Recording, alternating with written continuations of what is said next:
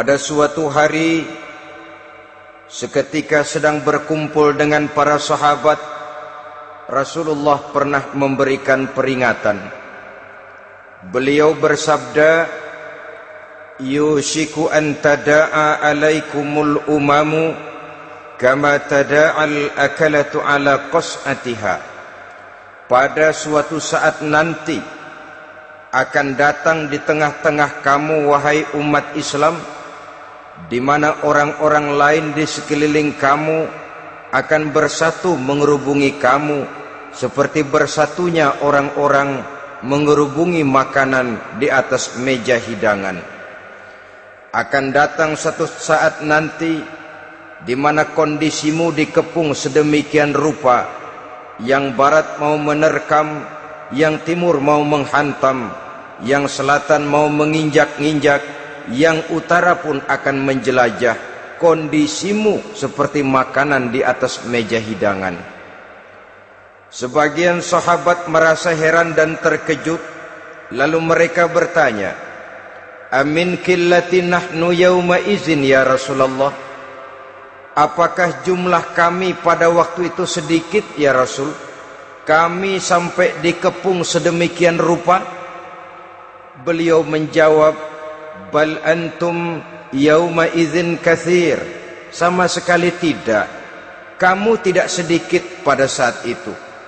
Bahkan jumlahmu sangat banyak. Kamu adalah mayoritas. Walakinnakum ghusa'un ka ghusa'is sail. Tetapi keadaanmu saat itu persis seperti buih di lautan. Banyak tetapi centang perenang. Banyak tetapi tidak punya daya dan kekuatan. Banyak tapi dipermainkan gelombang lautan, dihempaskan ke tepian pantai tanpa punya makna dan arti. Kondisimu pada saat itu kuantitas yang tanpa kualitas, sehingga orang lain enak saja mengepung kamu. Akidahmu didangkalkan, dibanjiri dengan peradaban dan kebudayaan yang menjauhkan dari agama. Dari segi maksiat dan munkarat seluruhnya mengepung sampai kita melepaskan nilai-nilai Islam kita ini. Dan celakanya, sambung beliau, "Wal yanzi'anna fi qulubi aduwikumul mahabata minkum." Akan dicabut kehebatanmu di mata musuh-musuhmu, sehingga pada saat seperti itu orang lain memandangmu umat Islam enteng saja, remeh saja, tidak ada apa-apanya. Sudahlah, pokoknya umat Islam sikat saja. Umat Islam enteng, umat Islam kecil, umat Islam tidak ada apa-apanya. Alangkah ironinya, alangkah menyedihkannya, memilukan dan sekaligus memalukan. Umat yang mayoritas ini dipermainkan oleh yang minoritas. Umat yang jumlahnya terbesar, terbanyak, bahkan konon menurut catatan sampai 90%, tapi dipermainkan oleh mereka kelompok-kelompok kecil ini. Wal yakzifanna fi qulubikumul wahn. Pada saat itu di hatimu dicampakkanlah penyakit wahan. Sahabat kemudian bertanya, "Wa mal wahnu ya Rasulullah?" Apakah penyakit wahan itu ya Rasul? Beliau menjawab, "Hubbud dunya wa karahiyatul maut." Penyakit wahan itu tidak lain hubbud dunya wa karahiyatul maut. Terlalu cinta kepada dunia dan terlalu takut kepada mati. Materialistis dan takut resiko. Dua penyakit inilah yang menyebabkan walaupun umat ini mayoritas, tapi dipermainkan oleh yang minoritas. Walaupun dia golongan terbesar, tapi nasibnya seperti makanan di atas meja makan. Dari segala macam penjuru mau menghantam dia. Saudara-saudara kaum muslimin yang berbahagia, ini merupakan analisa sosial bahwa pada suatu saat nanti akan terjadi di tengah-tengah umat di mana kita dihantam dan diserbu dari segala macam penjuru. Akidah didangkalkan, peradaban dan kebudayaan dirusak, makanan dan minuman diracuni, pakaian ditelanjangi dan lain sebagainya, sampai kita melepaskan nilai Islam yang kita cintai ini. Kondisi sosial ini satu saat akan datang kepada kita. Demikian analisa dan peringatan dari Rasulullah sallallahu alaihi wasallam. Marilah sekarang kita melihat, adalah benar bahwa di zaman sekarang kita insya Allah tidak akan mengalami perang Badar sehebat yang pernah dialami oleh Rasul dan para sahabatnya. Tetapi sesungguhnya perang yang kita hadapi di zaman sekarang ini tidak kalah hebatnya dengan perang Badar, tidak kurang dahsyatnya dengan perang Uhud, tidak kurang ngerinya dari perang Khandaq. Hanya saja yang kita hadapi sekarang ini bukan ujung pedang, bukan ujung tombak, bukan ujung panah. Yang kita hadapi sekarang ini adalah perang akidah, perang ideologi, perang mempertahankan keyakinan. Yang kalau kita kalah sekarang, kita memang masih beragama. Tetapi anak kita, cucu kita, generasi yang akan hidup 5, 10, 20, 30 tahun yang akan datang, wallahu a'lam bissawab. Islam, saudara-saudaraku, tidak mungkin hilang dari dunia. Tetapi tidak mustahil Islam gulung tikar dari desa kita. Tidak mustahil Islam gulung tikar dari kampung dan kota kita, jikalau kita tidak menjaganya, jikalau kita tidak memeliharanya, bahkan jikalau kita tidak mewariskannya kepada anak-anak kita, generasi yang akan datang.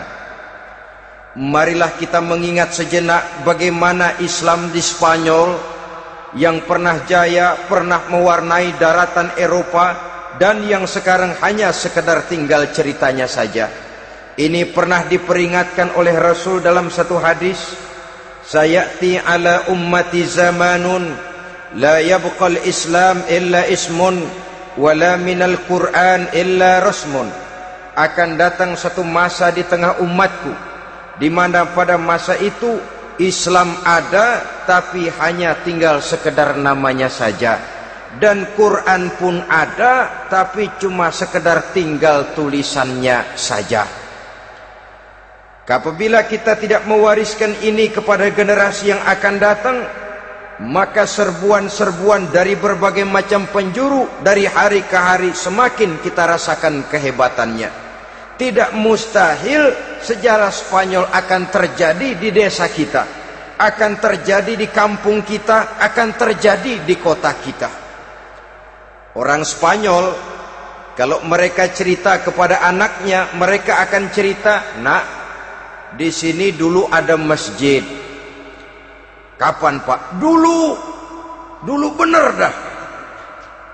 Banyak orang Islam kalau hari Jumat pada sembahyang, kapan itu Pak? Dulu sekali. Sekarang cuma sekedar tinggal ceritanya saja. Bukankah sesuatu yang sangat tidak mustahil apabila kita tidak menjaga dan mewariskan Islam ini kepada generasi yang akan datang, maka serbuan-serbuan akan membawakan hasil yang diinginkan oleh para penyerbu itu tadi. Kita sudah menjadi umat yang mayoritas, tetapi umat yang mayoritas ini menurut Rasul dikepung sedemikian rupa, akidahnya didangkalkan, peradaban dan kebudayaannya ditekan sedemikian rupa, kehidupan sosialnya dibuat individualis, kemudian dari segi pergaulan, pakaian, makanan, minuman dan sebagainya diracuni, sampai dia tidak lagi berpegang teguh kepada agamanya. Dan dikala itu hilang kehebatan umat ini di mata musuh-musuhnya. Orang lain memandang kita ringan saja, enteng saja, satu umat yang sudah kehilangan wibawa, padahal konon kabarnya kita mayoritas, tapi enak saja dikutak-kutik orang lain. Dan dikala itu di hati kita merajalela penyakit wahan. Penyakit wahan itu apa? Pertama, hubbud dunia, terlalu cinta kepada dunia. Terlalu cinta kepada dunia yang menyebabkan kita lupa akan tanggung jawab dan kewajiban, lupa meneruskan dan mewariskan Islam kepada generasi yang akan datang. Kita berlomba dan berlomba hanya untuk mengejar dunia dan seluruh isinya. Baik dia bernama material, baik dia bernama seksual, baik dia bernama pangkat, jabatan dan kedudukan, berlomba-lomba kita di dalamnya. Sampai tercampaklah penyakit hubbud dunia di dalam hati ini. Berurat dan berakar dunia itu, sulit dan berat kita berpisah daripadanya. Akibatnya kemauan untuk berbuat demi dan atas nama agama sangat sulit terwujud di dalam kehidupan ini. Yang kedua, karahiyatul maut, terlalu takut kepada mati. Baik mati ajal, mati dalam artian yang sebenarnya, baik mati usahanya, baik mati karirnya, baik mati pangkat dan jabatannya. Sehingga dengan demikian akibatnya jatuhlah kita menjadi umat yang kehilangan wibawa di mata orang lain. Saudara-saudara kaum muslimin rahimakumullah, saya katakan tadi, perang yang kita hadapi di zaman sekarang adalah perang akidah. Perang menghadapi peradaban dan kebudayaan yang menghancurkan moral daripada anak-anak kita. Perang menghadapi banjirnya maksiat dan munkarat. Yang di tengah-tengah itu, di samping berkewajiban menjaga diri dan keluarga, kita pun juga berkewajiban menjaga anak-anak kita, generasi yang akan datang. Mengarahkan dan mendidik mereka sesuai dengan yang dikehendaki oleh Allah Subhanahu wa ta'ala. Oleh sebab itu, pada pertemuan kali ini yang akan saya bicarakan ialah bagaimana idealnya seorang muslim lebih dahulu memberikan pendidikan kepada anak-anaknya. Di tengah satu situasi dan kondisi di mana serbuan datang silih berganti melanda dan menghantam umat Islam, kemana anak-anak kita ini harus kita arahkan? Karena kita orang tua mempunyai tanggung jawab. Anak adalah amanah, menyia-nyiakan amanah adalah dosa, dan dosa itu merupakan satu dosa yang besar. Bahkan orang tua bisa saja masuk neraka kalau tidak bertanggung jawab tentang anak-anaknya. Satu riwayat menjelaskan, ada orang soleh, ngajinya cukup, sholatnya cukup, puasanya cukup, zakatnya cukup, di mana ada majelis taklim hadir, baca Quran hobi, fitnah orang tidak pernah. Di akhirat setelah disidang dia ternyata lebih banyak kebaikannya daripada kejahatannya, maka dia pun diperintahkan dan dipersilahkan masuk ke dalam surga. Giliran anaknya disidang, biang okem nih anak. Ditanya, siapa Tuhanmu? Tidak tahu. Siapa nabimu? Tenyaho. Apa kitabmu? Ora gelem. Kamu pernah sholat? Tidak. Zakat? Tidak. Puasa? Tidak. Judi? Hobi. Zina? Tiap malam. Mabuk? Berat. Wah, brengsek kamu.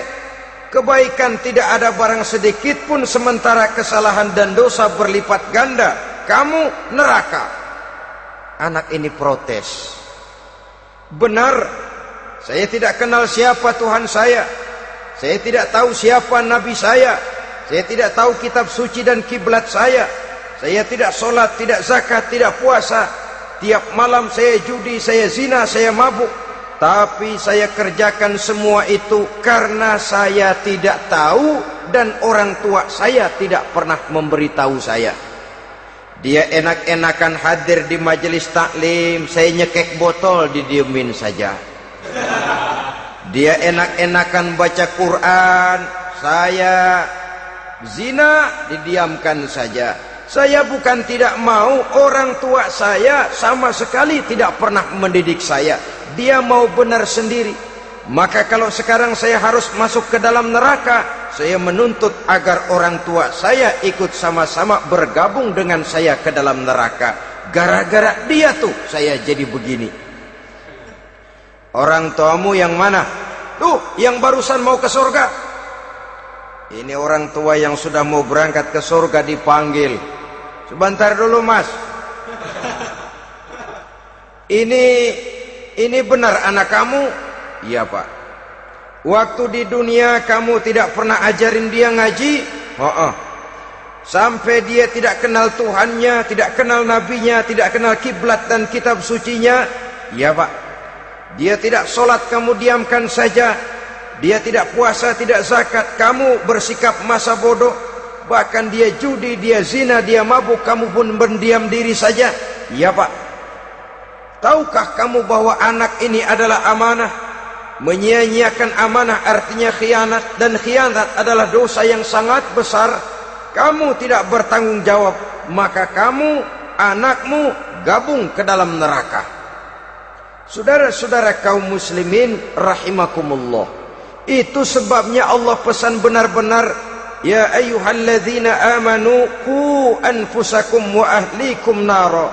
Hai orang-orang yang beriman, jaga dirimu dan keluargamu, istri, anak, orang-orang yang menjadi tanggung jawab dan kewajiban kita, jaga dan pelihara mereka dari api neraka. Saudara-saudara kaum muslimin, lalu kalau kita orang-orang tua yang hidup di zaman sekarang ini sudah sering beristighfar, mengurut dada, melihat situasi, membaca peta keadaan, konon tantangan yang akan dihadapi oleh anak-anak kita 15, 20, 25 tahun yang akan datang jauh lebih berat dari apa yang kita hadapi sekarang ini. Maka adalah wajar jika kita sebagai orang tua yang cinta kepada agama, cinta kepada anak-anak kita, berpikir untuk mewariskan nilai-nilai yang luhur ini kepada anak-anak kita generasi yang akan datang. Bagaimana pada mulanya kita harus mendidik mereka? Mari kita telusuri apa yang dicontohkan oleh Al-Quranul Karim. Orang-orang tua bijaksana yang diceritakan dalam Al-Quran, kalau sudah berpikir tentang anak-anaknya generasi yang akan datang, pendidikan pertama yang diberikan kepada anaknya ternyata adalah persoalan akidah. Nabi Ibrahim, pertanyaan yang paling merisaukan beliau buat anak cucunya ialah, ma ta'buduna min ba'di. Saudara bisa lihat surah Al-Baqarah ayat 133. Anak-anakku, kalau pada satu saat nanti aku, ayahmu ini sudah tidak ada lagi, meninggalkan kamu semua, meninggalkan kehidupan dunia ini, ma ta'buduna min ba'di, apa yang akan kamu sembah nak kalau ayah sudah tidak ada lagi? Jikalau ayahmu sekarang masih rajin ke masjid, melakukan rukuk dan sujud, i'tikaf dan membaca Quran, kalau satu saat ayahmu meninggalkan dunia ini, masihkah engkau mau ke dalam masjid? Masihkah engkau rukuk dan sujud? Masihkah engkau i'tikaf? Ma ta'buduna min ba'di, apa yang akan kamu sembah kalau aku ayahmu tidak ada lagi nak? Ditanamkan bukan hanya keyakinan bertauhid, sekaligus juga menyembah kepada Allah yang kita yakinkan dengan tauhid itu tadi. Bukankah berbeda dengan kita kebanyakan orang tua sekarang? Kita tidak pernah berpikir ma ta'buduna min ba'di. Kalau bapak tidak ada, kamu nyembah apa nak? Kita orang tua sekarang pagi-pagi malah berpikir ma ta'kuluna min ba'di. Kalau bapak enggak ada, kamu nanti makan apa nak? Bukan nyembah apa yang kita pertanyakan, bukan nyembah apa yang kita khawatirkan, makan apa nak? Maka yang dicari lalu sekolah-sekolah yang bonafit, yang tidak peduli apakah itu merusak imannya, mematikan akidahnya, menghancurkan keyakinannya. Yang penting ada jaminan hari depan bisa dapat lapangan kerja. Akibatnya berduyun-duyun orang-orang tua muslim menyekolahkan anaknya di sekolah-sekolah yang bukan Islam, yang nyata-nyata membahayakan akidahnya, dididik dengan kultur dan budaya yang bertentangan dengan nilai-nilai agamanya. Bukankah ini berarti merelakan anak untuk dikafirkan? Bukankah ini artinya menyerahkan anak untuk ditulis menurut selera para pendidik yang tidak sesuai dengan nilai akidah yang dimilikinya? Mengapa kita tidak berpikir seperti Nabi Ibrahim yang sebelum memberikan pendidikan kecerdasan, sebelum pendidikan matematika, IPS, PSPB dan disiplin ilmu lainnya, yang pertama ditanamkan, ma ta'buduna min ba'di, kalau ayahmu tidak ada, kamu menyembah apa nak? Menyembah Allah, apa nanti malah menyembah harta? Menyembah Allah, apa nanti malah mendewa-dewakan pangkat dan jabatan?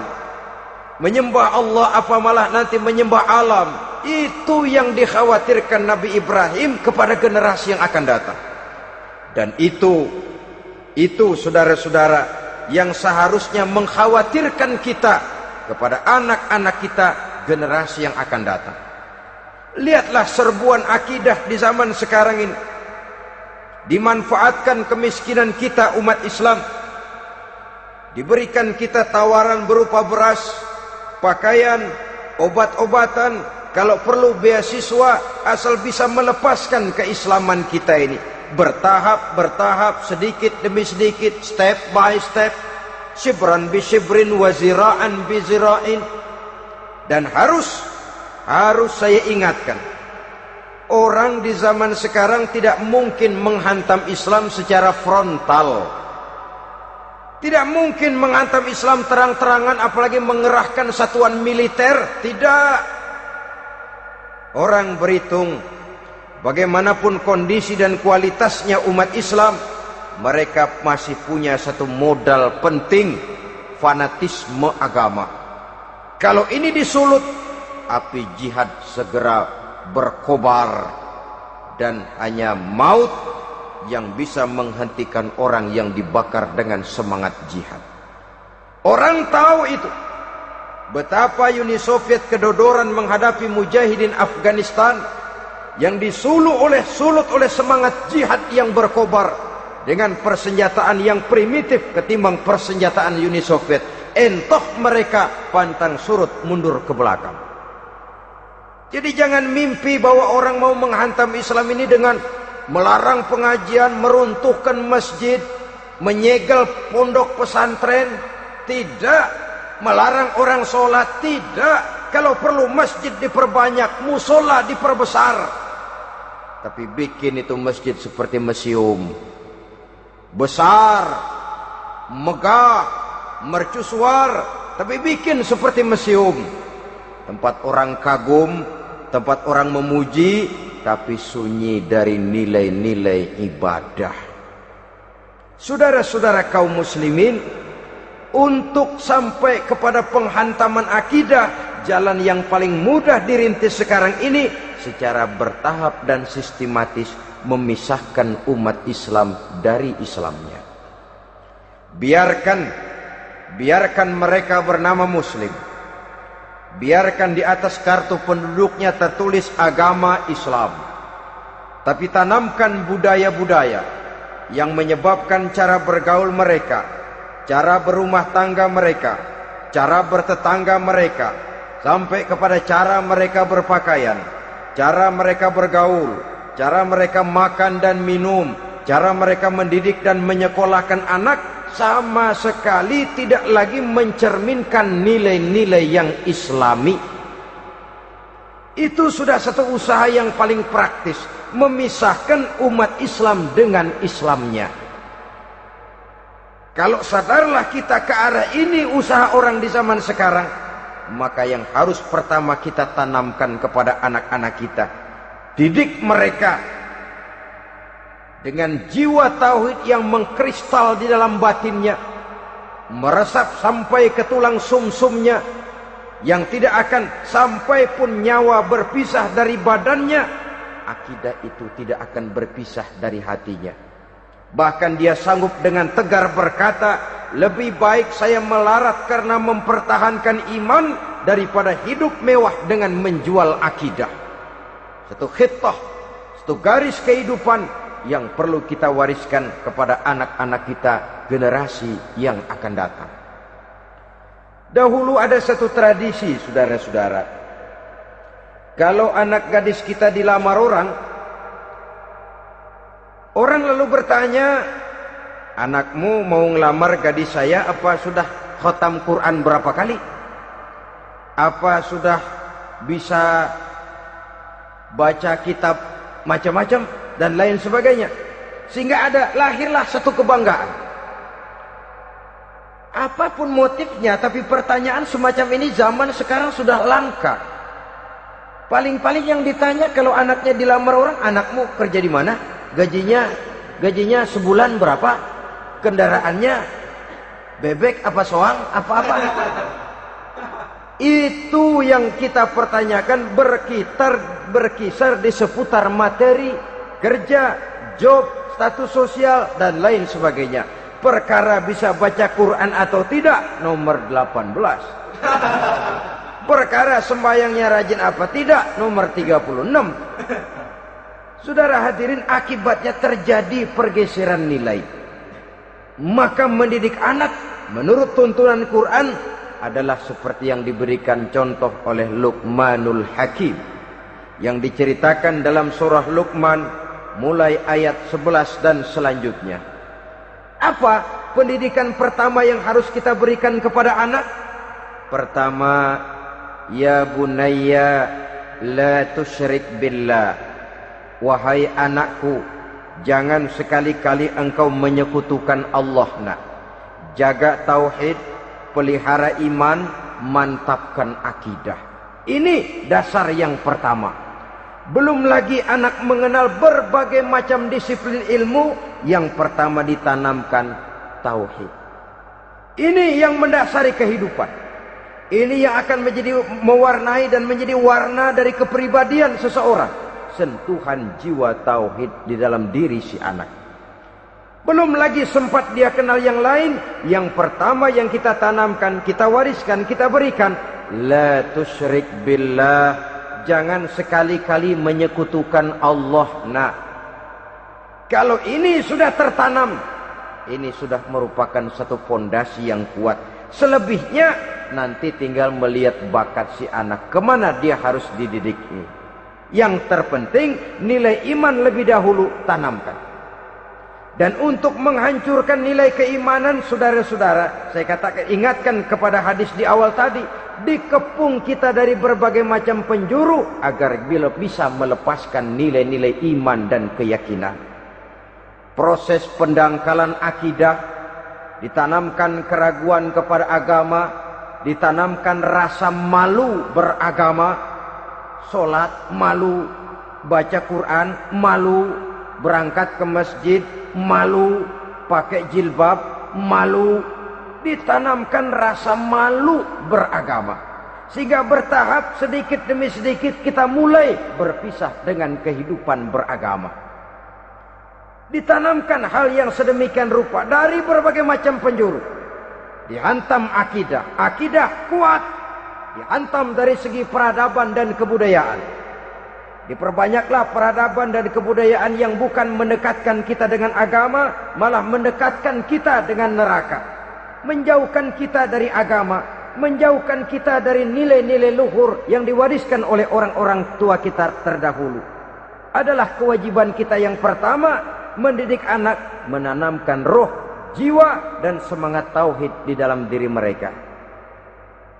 Saudara-saudara kaum muslimin rahimakumullah, kenapa kita lebih dahulukan menanamkan jiwa, roh, dan semangat tauhid ini kepada anak-anak kita? Pertama, kita tidak hanya ingin sekedar mempunyai anak yang pintar, tetapi lebih daripada itu kita pun ingin mempunyai anak yang benar. Segala macam disiplin ilmu, segala macam bentuk penalaran ilmiah dan pengisian intelektualitas manusia mungkin di satu sisi akan membuat dia pintar, tapi di sisi lain belum tentu akan membuat dia benar.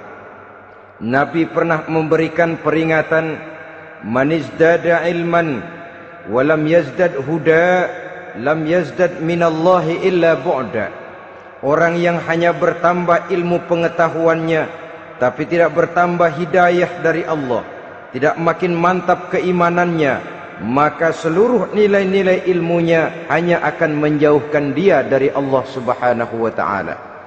Dan adalah lebih merupakan azab daripada nikmat kalau kita diberikan ilmu pengetahuan yang hanya akan menyebabkan kita semakin jauh dari Allah Subhanahu wa taala. Yang kedua, sesungguhnya roh, jiwa dan semangat tauhid yang melekat dalam diri anak pada puncaknya akan melahirkan satu disiplin murni yang tumbuh dari dalam dirinya sendiri, di mana si anak dalam kehidupannya merasakan dimanapun dia berada, kemanapun dia pergi, ia selalu merasakan kehadiran Allah dekat dalam hidupnya. Ia sadar sesadar-sadarnya bahwa tidak ada satu perbuatan yang bagaimanapun kecilnya yang bisa disembunyikan dari kekuasaan Allah Subhanahu wa taala.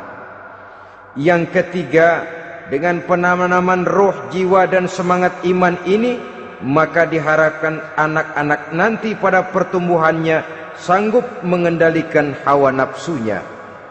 Dengan kata lain, bahwa penanaman jiwa tauhid, penanaman roh dan semangat keimanan ini merupakan kondisi dasar yang harus dilakukan sebelum yang lain-lainnya.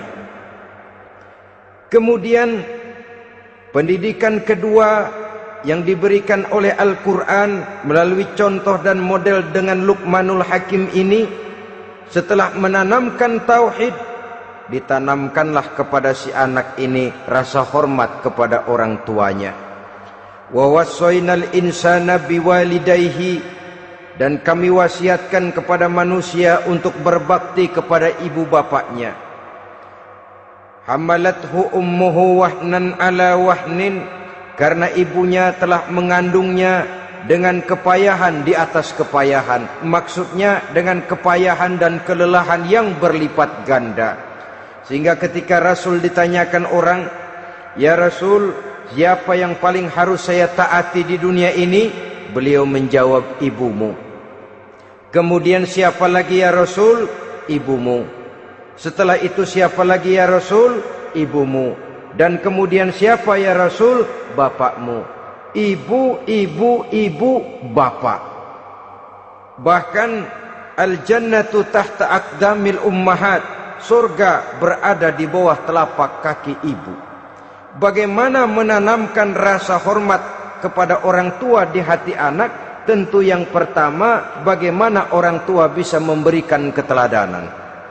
Marilah kita sebagai orang-orang tua ini menyadari bahwa sebelum anak kenal sekolah dasar, sebelum anak kenal TK, ibtidaiyah, sanawiyah sampai kepada perguruan tingginya, yang pertama dia kenal adalah lingkungan rumah tangganya, gurunya adalah ibu bapaknya. Di sini berlakulah apa yang dinamakan keteladanan.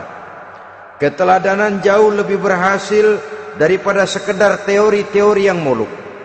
Keteladanan jauh lebih berhasil daripada berbagai macam indoktrinasi dan penataran. Kurangnya keteladanan akan menyebabkan anak mencari pola. Apabila kita orang tua ini tidak bisa memberikan keteladanan yang baik kepada anak-anak kita, maka pada suatu saat anak-anak akan menganggap enteng dan kehilangan wibawa kita sebagai orang tua di mata mereka. Dikala itu akan sangat sulit kita membentuk kepribadian mereka. Bukankah di zaman sekarang ini kita banyak mengalami krisis wibawa, krisis figur? Ada yang karena rapotnya merah melulu, gurunya dikeroyokin. Pak guru pulang sekolah dicegat.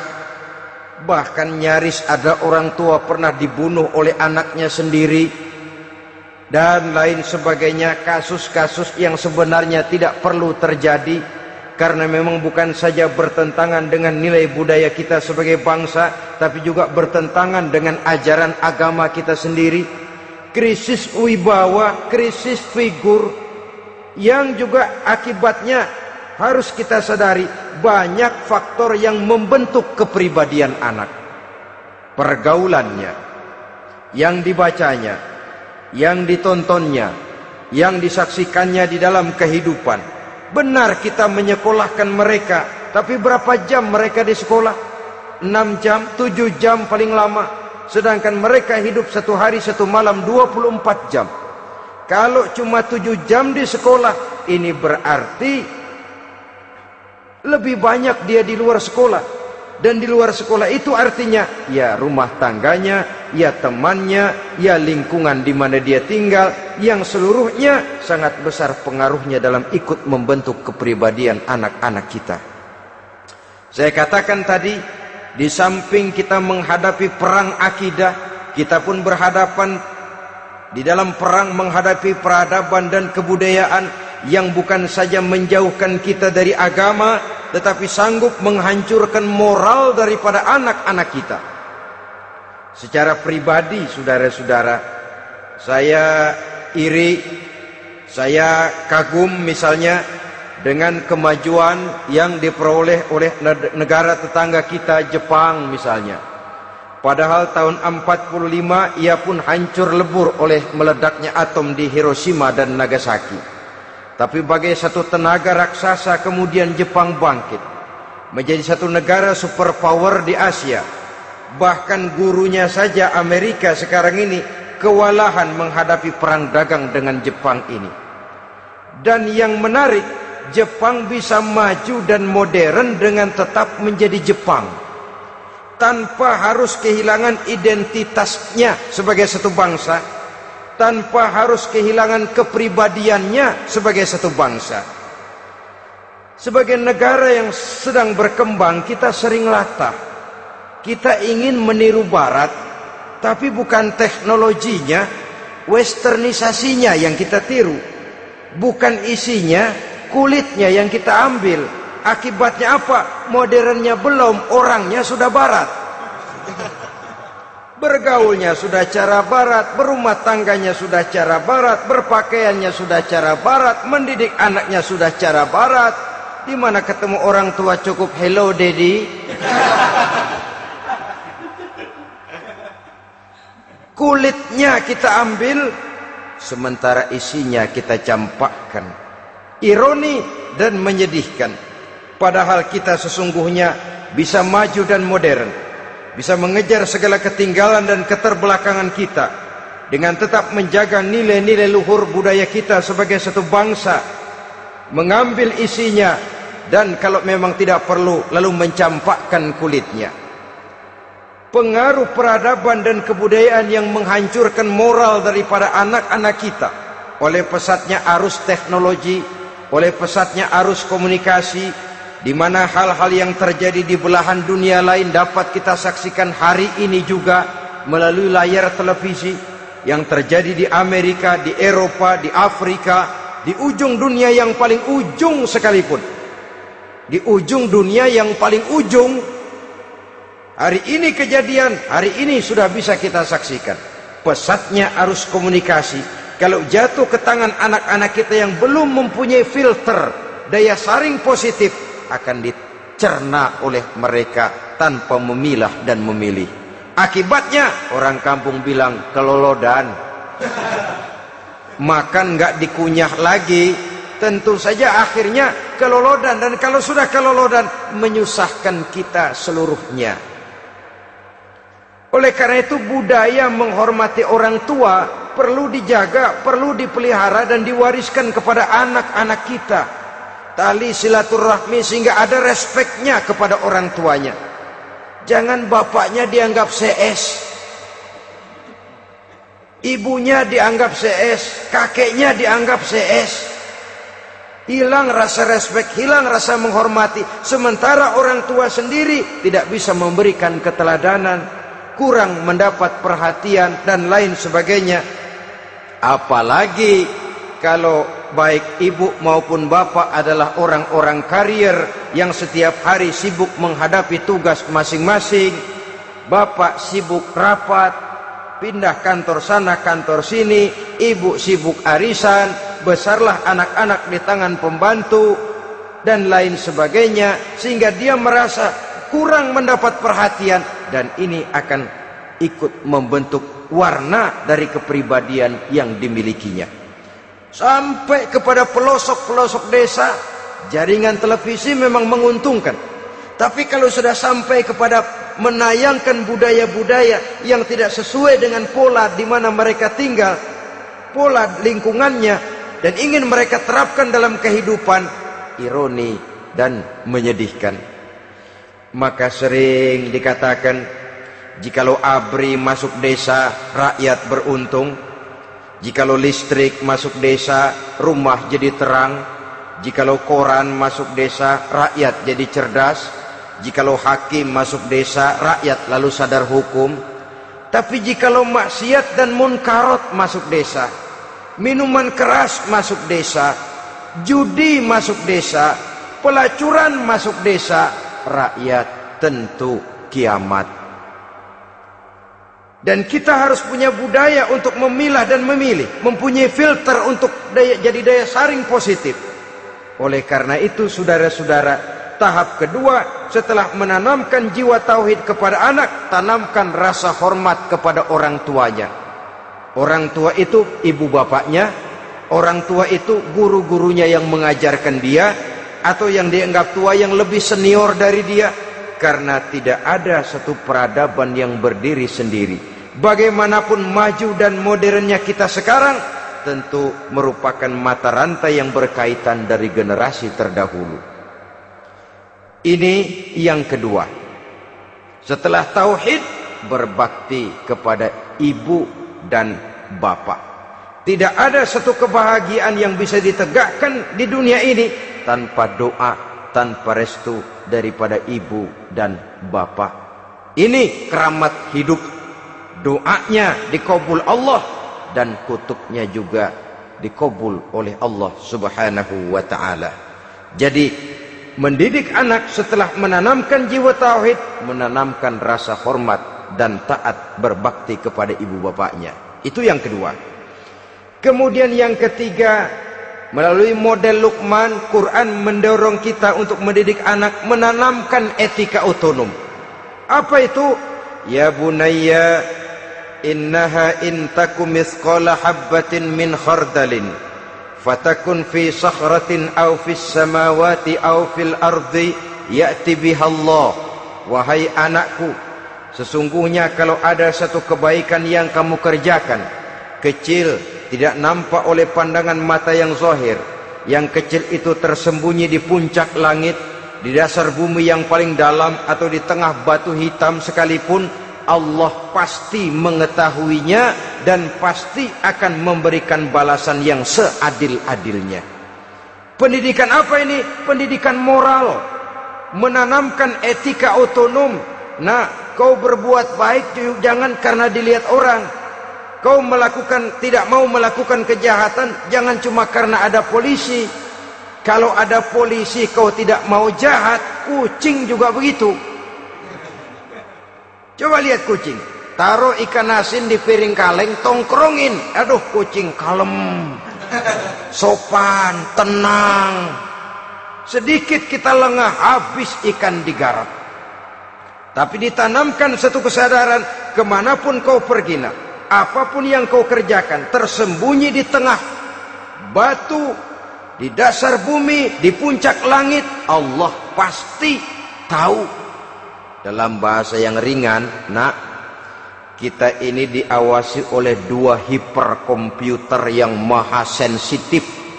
Produksi langit, mereknya Rokib dan Atid. Itu komputer yang sangat peka dan sensitif. Jangankan kita berbuat, kita berniat baik saja, komputer sudah nyatat sendiri. Inilah yang orang sekarang namakan waskat, pengawasan malaikat. Kalau hidup sudah merasa diawasi oleh malaikat, waskat berhasil. Tapi kalau waskat sudah diawasi malah nekat, itu yang gagal. Atau yang diawasi dan yang mengawasi sama-sama sepakat, itu juga bisa cincai. Saudara-saudara kaum muslimin rahimakumullah, waskat dalam pengertian kita muslim, bagaimana hidup ini merasakan diawasi oleh malaikat.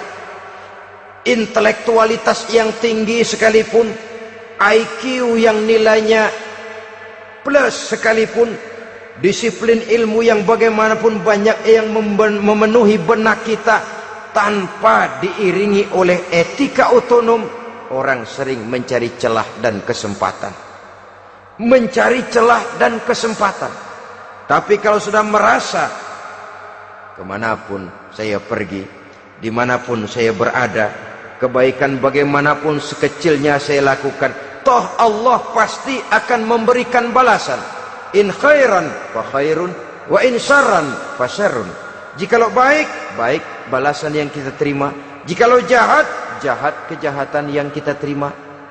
Kalau sudah ke arah ini kita berpikir, maka sesungguhnya kalau kita berbuat baik kepada orang lain, hakikatnya kita sudah berbuat baik kepada diri kita sendiri.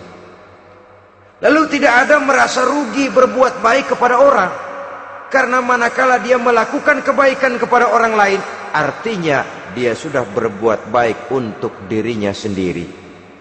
Jadi setelah tauhid, kemudian berbakti kepada ibu bapak, yang ketiga baru pendidikan tentang akhlak, tentang moral. Pola ini yang sering terlupakan oleh kita, bahwa bagi kita itu pendidikan tidak lain upaya mencerdaskan otak anak. Jangan sampai sebab ini kelihatannya pembangunan makin maju, persaingan hidup makin tajam, tensi ekonomi semakin tinggi, sementara jumlah tenaga kerja dengan lapangan kerja yang tersedia jauh dari mencukupi. Jikalau tidak membekali anak dengan pendidikan yang menunjang lapangan pekerjaan, orang tua khawatir, takut sekali anaknya jadi gelandangan. Dikhawatirkannya kehidupan dunia ini, sementara dia lupa kalau anaknya bisa jadi gelandangan di akhirat. Padahal selama-lamanya gelandangan di dunia paling seumur manusia itu 60 tahun, 70 tahun lah umur orang sekarang. 70 itu sudah luar biasa itu. Tapi kalau harus menggelandang di akhirat, menjadi gelandangan di akhirat, alangkah menyedihkannya. Apakah akan kita korbankan satu kehidupan yang langgeng, abadi, cuma karena tertipu oleh fata morgana dan kamuflase? Kita korbankan yang sedikit, kita korbankan yang besar karena kita memilih yang sedikit. Dalam bahasa Al-Quran memang pernah diceritakan hidup ini hakikatnya perlombaan, saudara-saudara. Perlombaan. Dan di dalam perlombaan itu ada yang menang, ada yang kalah. Al-Quran lalu memberikan peringatan, Alhaakumut takatsur, kamu telah lalai karena berlomba-lomba memperbanyak harta, mempertinggi pangkat dan kedudukan, hatta zurtumul maqabir, sampai kamu akan masuk ke liang kubur baru sadar. Apalagi kalau nafas sudah sampai di tenggorokan. Persis Fir'aun sudah tenggelam di lautan merah, mau mampus, baru dalam sekaratnya, amantu bi Rabbi Musa wa Harun, kalau begini caranya saya juga percaya kepada Tuhan Musa dan Harun, percaya kepada Allah.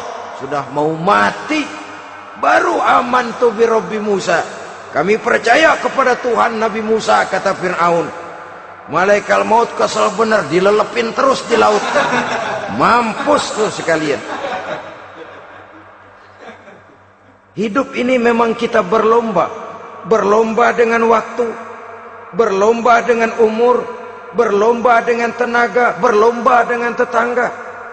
Yang jangankan kita sampai mundur, berhenti saja sejenak, kita akan ditinggalkan oleh yang lain. Tiada kata mundur, bahkan tiada kata berhenti. Sekali kita melangkah, melangkahlah terus. Tapi berlombalah seperti yang dikehendaki Quran, fastabiqul khairat, berlomba-lombalah di dalam kebajikan. Jangan berlomba-lomba di dalam kemaksiatan, kemunkaran, kejahatan. Berlombalah dalam urusan kebaikan. Saudara-saudara kaum muslimin rahimakumullah, tauhid, berbakti kepada ibu bapak, kemudian pendidikan tentang moral. Apabila pendidikan tentang moral sudah tertanam, barulah lihat bakat si anak. Kemana bakatnya? Anak saya kelihatannya dari kecil demennya main bedil-bedilan saja. Abri kali itu. Kirim ke Magelang, masukkan akabri. Tapi dengan syarat 3 itu tadi. Iman sudah tertanam, rasa bakti kepada ibu bapak sudah ada, dan punya nilai moral. Sehingga boleh jadi nanti dia menjadi jenderal yang beriman, yang berbakti kepada ibu bapaknya, dan punya moral yang tinggi. Kan lebih baik rakyat rendah tapi akhlaknya tinggi, daripada pejabat tinggi tapi moralnya rendah. Jauh lebih baik rakyat rendah punya moral tinggi ketimbang pejabat tinggi punya moral rendah. Nilai moral ini yang jadi ukuran dan barometer di masyarakat. Yang ini yang sering kita lupakan, bahwa kehancuran satu bangsa dimanapun di dunia ini selalu dimulai dengan kehancuran moral daripada bangsa itu sendiri. Sekarang membina nilai moral ini berat. Gadis kita, remaja, putri, diberikan pakaian jilbab, mungkin dia sendiri masih setengah-setengah, ditambah lagi oleh ledekan temennya. Jilbab lah kuno, bau sorga lah, bau masjid lah, bau menyan lah. Ditanamkan rasa malu untuk hidup dekat dengan agama. Kalau moral semacam ini sudah tertanam, sedikit demi sedikit kita mulai mengucapkan selamat tinggal kepada agama. Dan kemalangan apa yang lebih malang kalau kita sudah jauh dari agama ini?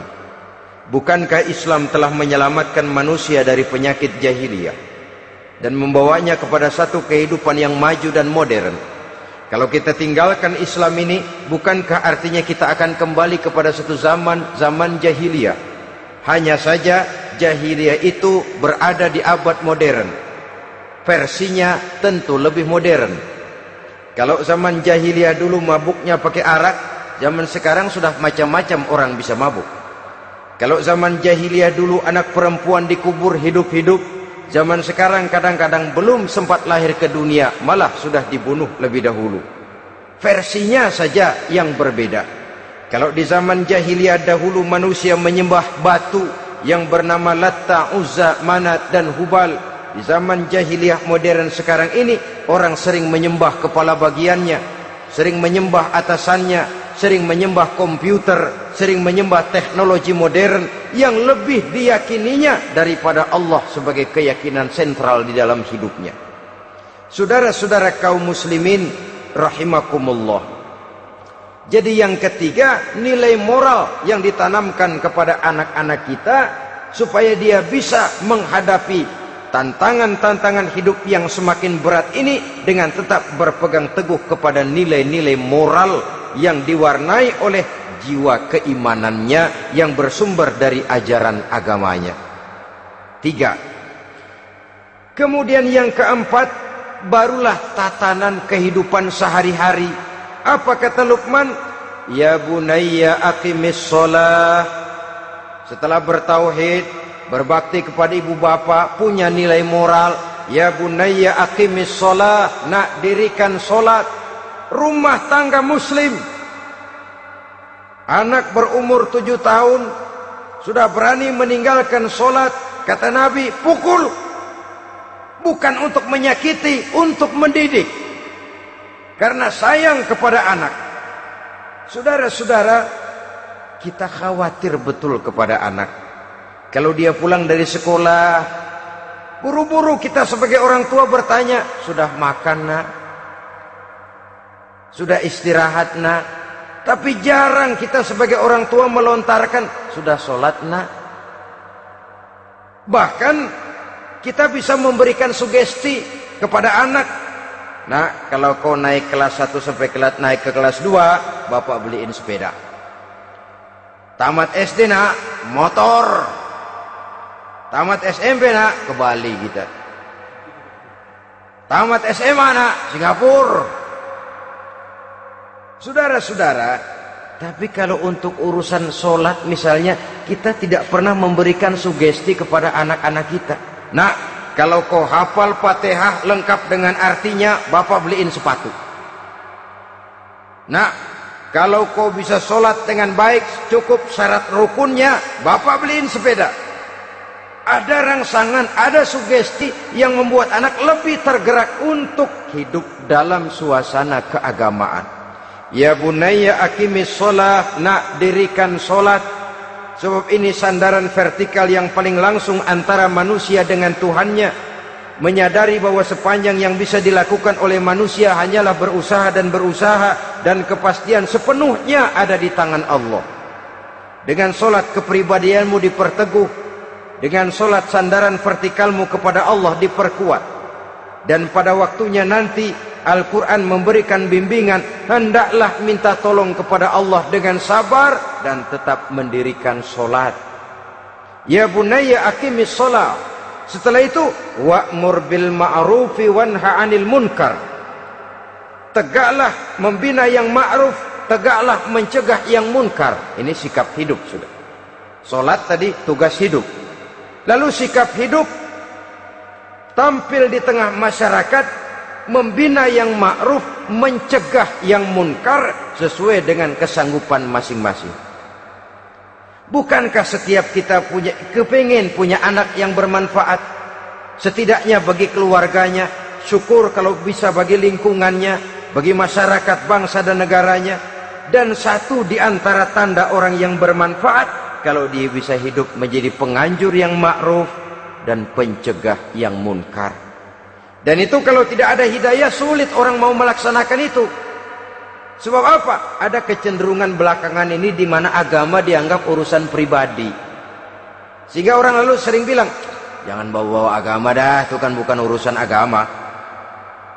Ini sudah ciri berpikirnya sekuler. Jangan bawa-bawa agama. Agama urusan pribadi, artinya orang mau sholat mau enggak jangan bilang apa-apa dah, urusan dia sendirian. Dia mau puasa dia enggak, merdeka saja, urusan pribadi. Agama bukan persoalan pribadi. Apalagi jika sudah menyangkut amar ma'ruf dan nahi munkar, siap menegakkan yang baik, mencegah yang munkar untuk tegaknya satu masyarakat yang diwarnai oleh kebaikan dan terhindar dari segala macam kejahatan. Dan terus ayat-ayat selanjutnya mencerminkan sikap hidup. Namun yang intinya cara mendidik anak yang baik yang dicontohkan oleh Al-Quran dengan Luqmanul Hakim sebagai model. Pertama, tanamkan tauhid. Yang kedua, tanamkan rasa hormat dan berbakti kepada ibu bapaknya. Yang ketiga, tanamkan moral, nilai akhlak yang tinggi.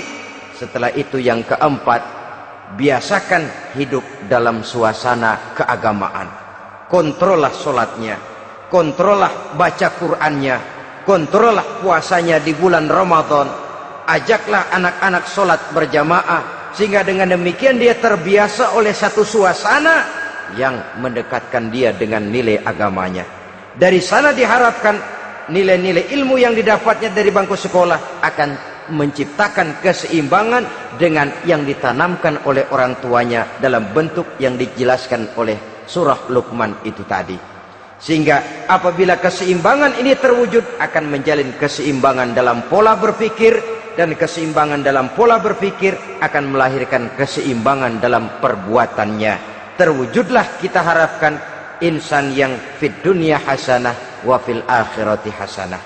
Inilah harapan kita semua.